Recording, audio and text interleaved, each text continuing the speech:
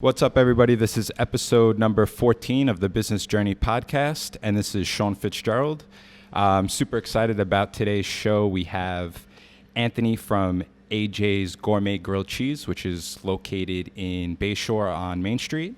And quick story, we actually got linked up through the other Anthony in Bayshore that owns Coastal.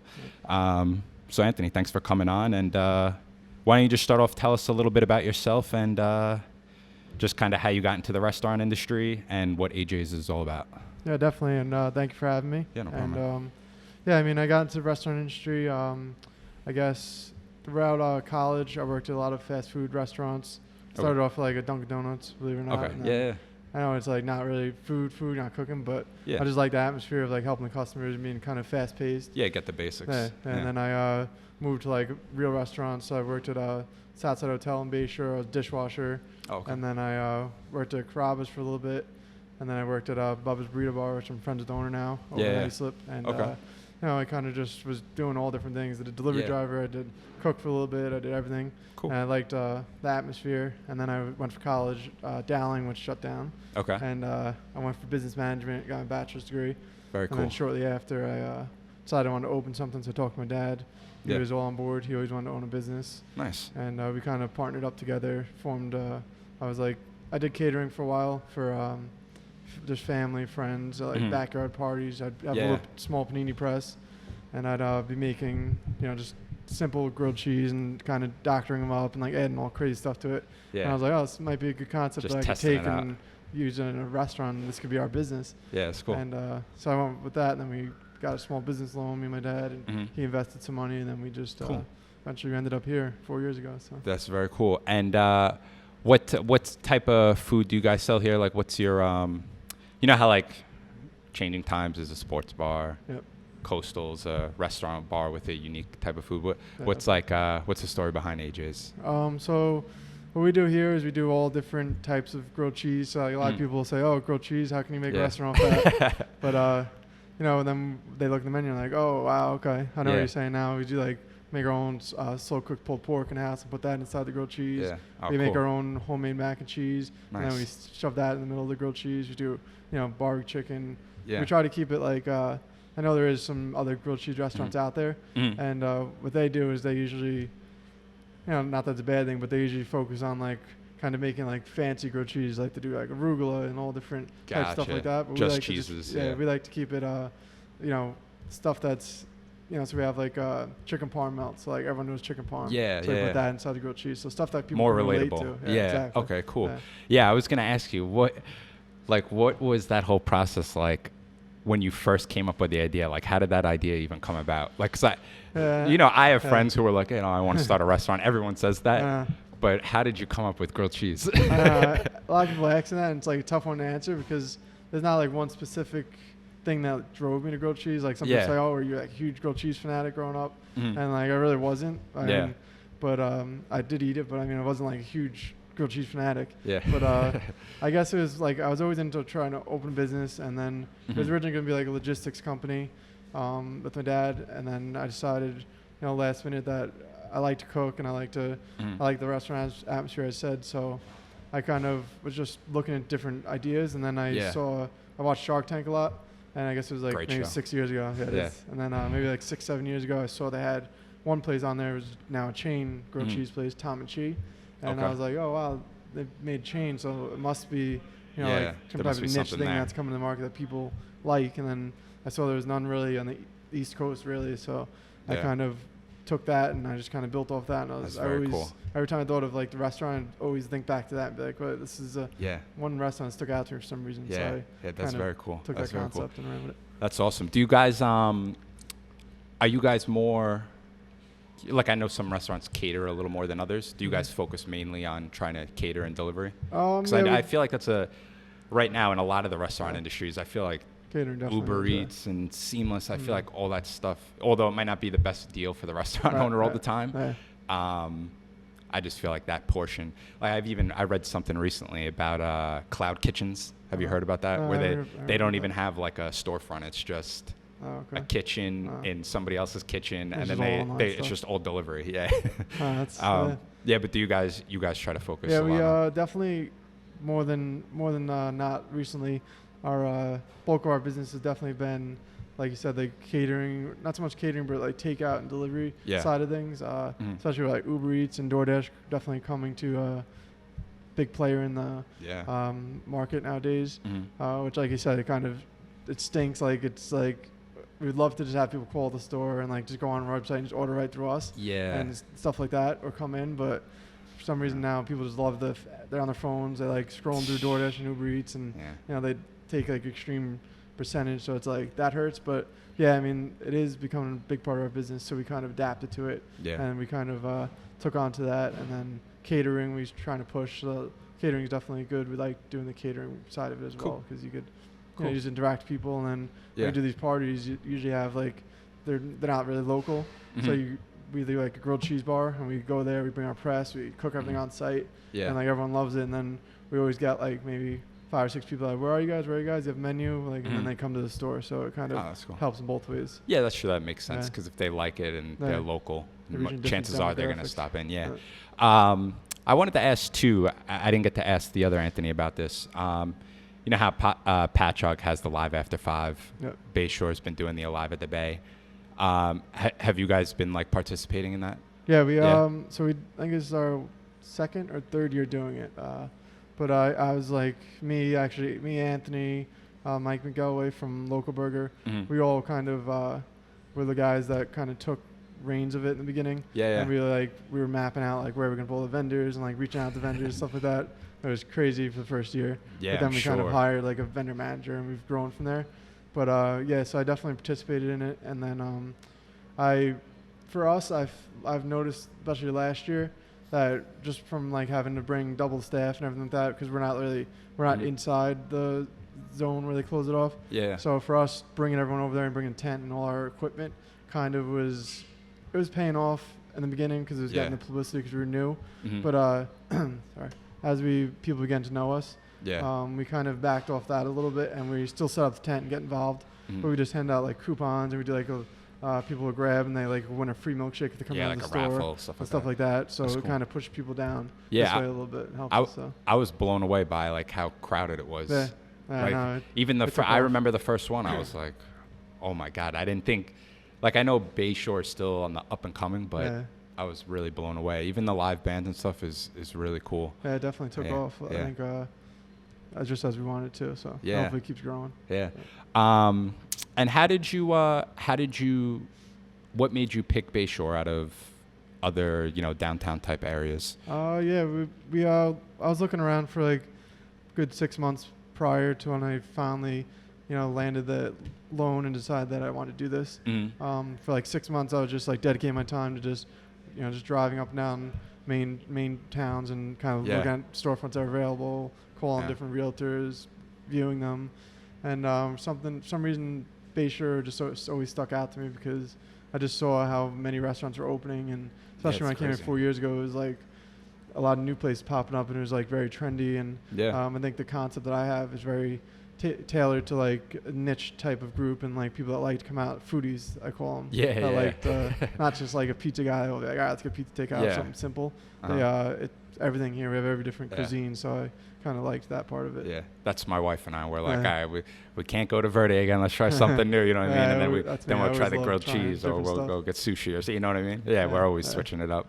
No, that's very cool. How is that? I just wanted to dig a little deeper into like finding the location and just like executing on that whole thing. Like when you were negotiating the contract, were you going back and forth with like a few different property managers, or were you lucky in the first place you found, you were kind of like, I'm moving forward with this? It was actually, it was a pretty good struggle like in the beginning, because it was like, so I was in talks with like a couple different people. One was Babylon here, and then I forgot what the other one was, but 2 of them, they were all serious in the beginning, like, looking at the leases and stuff like that. But then we kind of had to come to the point where it's like, okay, so out of these 3, we got to pick one so that we could have our attorney really pay attorney to, negotiate the lease and all that stuff. So we picked this, and then that's when it started getting more crazy after all that. So then we kind of went back and forth with attorney to their attorney. We went on for like a month or so. So then we finally landed it, and then we started doing all the work here, and then we came to realize that the building was so old that it didn't have enough power for our unit. So with all our like commercial cooking equipment, this was the dry cleaners for us. So it was like huge reno job. Yeah. And then so we realized that we need a whole second amp service to come in from like PSEG, get everyone involved. Oh wow. So it was gonna cost like something like a crazy amount of number that we didn't have in our budget at all whatsoever. Yeah. So I was like, oh no, like we were really down for a while. So I went back and forth for like 2 months, kind of, I don't want to say like fighting with the landlord, but kind of negotiating with them, like, this is your building, like, you know, if you really want someone to be a restaurant here, you're gonna have to do it anyway. So is there any way you could just pitch in that part of the bill and get us a new service or whatever? So then finally after 2 months, I didn't think it was gonna happen. It was like really come down to it. I was like, all right, we gotta really move on after all this time I spent. And then after 2 months, finally they came back. They're like, all right, we're gonna do it. So then PSEG came in, put in all new poles and did all that, and then from there it just kind of eventually started happening. So very cool. Something I wanted to ask too. What do you think? I mean, just from what I've seen, it seems like the hospital is a big driver of a lot of the growth in Bayshore, especially on Main Street. Where else do you think like the growth? I'm just curious from somebody else's opinion. Like, where else do you think the growth comes from? Is it mainly from the hospital, you think? It's definitely a big part of it is the hospitals. Like, you look all over, there's all that Main Street and all on Union Boulevard, there's all different branches of them. Northwell's expanding, and they're definitely good to us too. They help us out. We help them out in return. But I think also a big driver would maybe be like the ferries. I think in the summer, at least for us in the summertime, business definitely spikes, and we definitely see.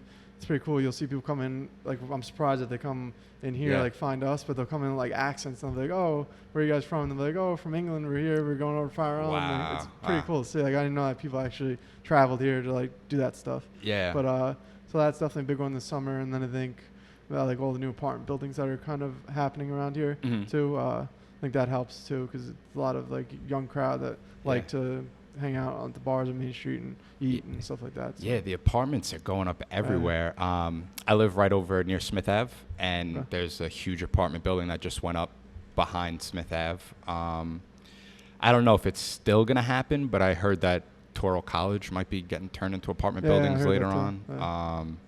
They're just going up everywhere. It's like, it's a good thing for the restaurants. But then sometimes I think, like, you know, it's like, is it too much at one point, or some pump the brakes a little and then kind of let them fill and then see what type of crowd it brings in. But I don't know. I think it's good for now. You know, it's odd. I feel Bayshore is it's got its Main Street area, which is, and there's many beautiful parts of Bayshore. The Main Street area's got its restaurants. And then it's a little sad. My wife takes the train and travels into the city every day. And she could literally walk to the train. And, you know, it's a little scary because the train station, especially for whatever reason, is just, you know, there's like garbage on the stairs. It's, you know, and sometimes it gets to the point like, you know, who do you call? Who do you talk to? You know, you don't want to get anybody in trouble. You know, I agree. So I think that there's definitely some. I guess it's like a lot of neighborhoods, but there's some good and some bad. I guess like but I think so the one thing is that Bayshore's so big compared to other neighborhoods, like Babylon's a small little hamlet and different things like that. So Bayshore's like, I think, the biggest hamlet within the town of Islip. So I think that there's so much ground to cover that you're going to come across. But that's true. But I mean, I think that sometimes the town maybe can do a little more. But I mean, we could say it. It's okay. But I don't want to get too much into that. But right. So another thing I wanted to ask too before I forget, I'm in a family business too. My uncle owns the agency that I work at.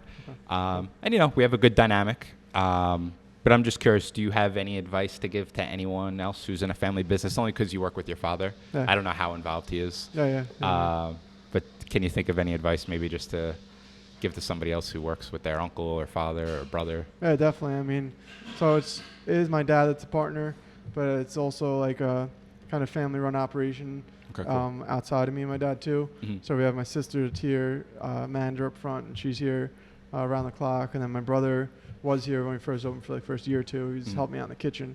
But he moved on, graduated college, and did his own thing. Okay. My mom was here helping us out, definitely for the beginning. Cool. So, and then I have my cousin, my brother's girlfriend worked here for a long time. So it's hard. A lot of family. Yeah, I would just say that like you really have to separate business from family. So like when you say something to them, or you have to make clear right from the get-go that listen, I'm going to say stuff that might hurt your feelings, it might offend you, but it's nothing that we should really leave outside the doors here. It should be stay inside here, and it's just I'm trying to just be straightforward with you and tell you that how it is for my business and the best interest of the business, and it's nothing personal. And if anything, it's stuff that you can take with you and learn from it and grow and be like, all right, I'm take the next business that I move to. He's right, like that's good. But yeah, I mean, definitely I've offended. Yeah, my siblings offended me. I've offended them times here when they say something to me. I'm like, it's my place, and then I say something to them like, you kidding me? I'm here all the time for you. It definitely gets tit for tat, right? Yeah, but then at the end of the day, we love each other and we go home. We're all here for the interest of the business. So crack a beer, exactly. enjoy the night. Yeah, I think that's a very good point. Communication, I feel, is just huge. As long as you ahead of time explain what's happening and just clearly communicate what you're feeling or whatever the case is. Maybe he gives you a hard time, you were out of the office too long, whatever the case is. It's I think the worst thing to do would just be to do it behind their back, and like they put something in place and then you completely change the procedure to an employee and say forget it. And then they come in and they're like, what happened? Oh, your brother told me not to do that, or your sister told me that. Then it's where you kind of hurt feelings. But as long as you say to them like, let's talk, like and it's nothing personal. I think that's the best way to go about it. Be straightforward. But very good point. I wanted to go back to the beginning when you were talking about working at the other types of restaurants before, as the experience. I'm just curious what your thoughts are. Do you think you got more experience? Do you think the experience was better working at the places beforehand? Or do you think you gained more experience by starting here, making mistakes, getting better? I'm sure both contributed well, but both contributed. Was there one where it's like it was clear cut when you started this, you learned way more? Yeah, I think working at all those places, especially like some of them along the way, they're like towards the end when I was like, talking to them about I want to know my own place. Do you have any advice for me and stuff like that? Yeah. They're like from several people that I talked to in the restaurant, and she's like, oh well, you have to be ready to like really, it's gonna be your baby. You have to nurture it. And then some people like sometimes you feel like it's a jail cell, like stuff like that. And I was always laughing it off. I'd be like, oh, I'm working here. It doesn't seem like that. Like, it doesn't look like. Yeah. And from the outside, when you're working, you're just dishwasher, you're just a cook. You don't realize like all that's going into it and all that they're taking home with them and all the work that happens and the hassle and the customers complaining and the Yelp reviews and just stuff like that you have to handle throughout the day. Financials, all office work. So I think that definitely it magnified what they were saying once I opened this and got into it for a year or so. And then I realized like, oh wow, there's tough times that you hit, and there's like, it's no joke. Like it is like a jail at times, but then times it's good. So it's like a love-hate and sometimes, but you gotta, I feel like no matter what job you're in, whether you own it or not, it's gonna have its ups and downs, Yeah, definitely, for sure. Yeah. Was there one point throughout the time you opened up the restaurant where there was like, you don't have to say exactly what the struggle was, but was there one like dark moment where you're like, oh man, it's gonna take a lot to fight through this? Definitely like the first few months, I guess they call it like the honeymoon phase of the restaurant. So like the first few months, especially with us, because like I said, the construction slowed us down a while. So like we had banners up front for like a year, and like through St. Patty's Day parades, like everyone was seeing it, and they're like, oh my god, the hype was like building for a year, which was a good and bad thing. Because then when we opened the doors, we couldn't just do like a soft opening, because like I feel like word of mouth spread and like everyone just knew about it and just like flooded into here. So I think it was like opening day, I felt terrible because it was like, we did like soft opening. I was training the staff in the kitchen for like a week, but like I never had experience running a kitchen, or neither did my dad or my brother. So we were just kind of like, all right, this is how we're gonna do it. This is the best process, I think. And we just did it, and then everyone just got thrown into the fire. And then all of a sudden it was just like mayhem happened on opening day, and it's like started off slow, and then I was like, oh, it's all right, and then all of a sudden it was just like boom, and I was like, everyone in the kitchen, like everyone's just all day long just going. And then we actually ended up running out of bread because we get our bread baked locally from a bakery, not locally I want to say, but in Brooklyn. So they ship us the bread every morning, and it's like unique bread. So it's like, so if it's not like you just go to like the store and be like, I'm gonna get a loaf, and like everyone's gonna tell it's completely different. It's not what we offer. So like we were like, my dad ran to Stop Shop, wiped off all the shelves of sourdough bread, came here, and then we started making them. We were like going to be like half off. Like, all right, this isn't our product, but if you really want to still stay in weight, and you can stay in weight, we'll just make you these, but they're going to be half off. And like, and then eventually we were just like, all right, we got to just close today, regroup, and then. That's awesome. You know, it's so funny you said that because I'm reading a book right now by Tillman Fertitta, and he owns Landry's company, which they own a chain of like 500 plus restaurants. Nice. And he was saying like one of the big things in the hospitality business is to never say no to a customer and to basically, and it's so funny you brought up the bread thing because he said something very similar. He's like, you know, if somebody asks for eggs and it's 3 p.m., don't tell the customer no. Just tell them, hey, I'll charge you a little extra for eggs if that's what you want. So it's similar like with the bread. And he made the same example. If you run out of something and it's something that you guys sell a lot of, just go to the local store and get it. Like, don't be telling people, no, you can't do it because it seems like you don't care about them, you know? So that went on for a few months, like not running out, but we kind of realized we need a lot more. So we fixed that, but just kind of getting the processes in place. So we moved the kitchen around like 10 times, like move the line around, like this has to go here, this works better here, take out this piece of equipment, put this piece in. There's a learning curve definitely. And you know, I remember like my girlfriend at the time, now my wife, she would be over my house like in the beginning and whatever, and we'd be laying in bed, you know, late at night after the restaurant closed, like watch TV, and I would just pass out, like, because I was here like 6 a.m. I'll just pass out, and like at times, like for the first week or two maybe, I would be like, I had a window next to my bed, and I would be like clawing out the shades in my sleep and being like, oh no, we have to get tickets out, like it was as if it was the pass-through window in the restaurant, like having nightmares for like 2 weeks, and then that subsided, but it was definitely. That's funny. It was definitely a struggle, but we got through it, and now we're here. So cool, man. Look, just like any business, learn from your mistakes, move on. You know. So what's next for you guys? Do you have any?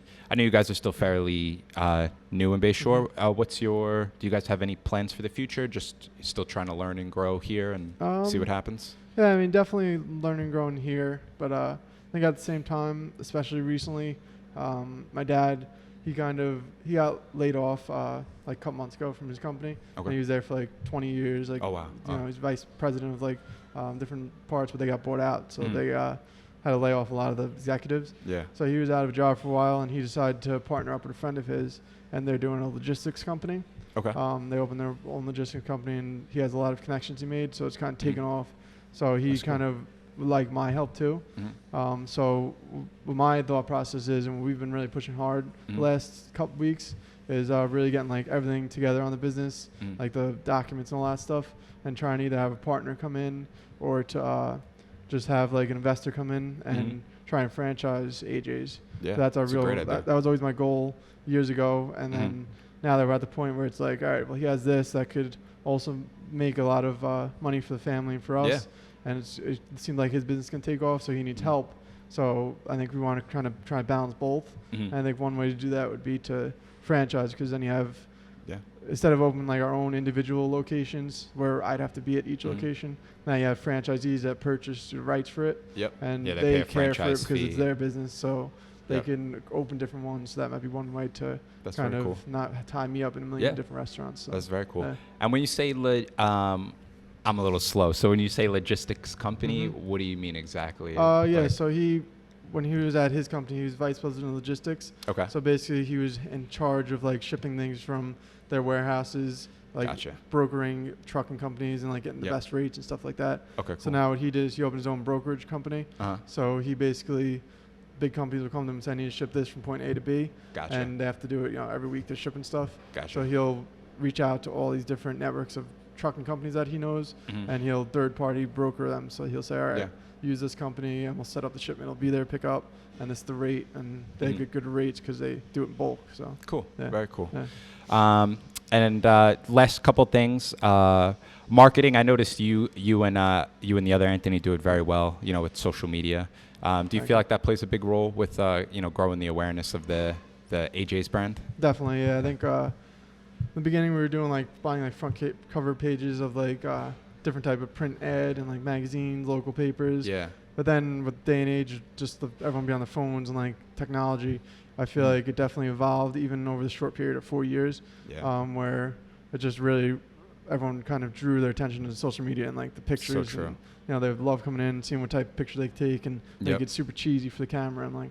So I think that definitely social media is a huge component of just brand awareness and getting our name out there. And I think that's great. You know, I feel like the direct mail, billboard type marketing works, but I feel like that money is better spent on social media. Like if you could promote Facebook ads or Instagram stories, whatever the case is. Definitely. I feel like that stuff. The picture is definitely so much more interactive and lively instead of getting like black and white picture in the mail or getting like, it's just very more interactive. You could do videos, you could do. Exactly. And even people that are, if you really think about it, I mean, it's kind of messed up to say, but like even people that are driving or people in the car, they're mostly on their phone texting or, you know, checking Instagram real quick. So I feel like you reach way more people through social media and the money's well spent over there. Definitely. But all right, man. So is there anything that you want to leave off with? I think we did 25 minutes already. So nice. Fast. Yeah.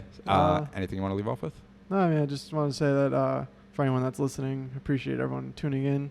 Cool. And definitely, if you haven't checked us out, come check us out and look for us to grow, hopefully, in the near future. Cool. And on social media, they can find you. Is it just AJ's Gourmet Grilled Cheese? It's AJ's Grilled Cheese Shop on AJ, Instagram and AJ's Gourmet Grilled Cheese Shop on Facebook. Okay. All right. Sounds good, man. All right. Awesome.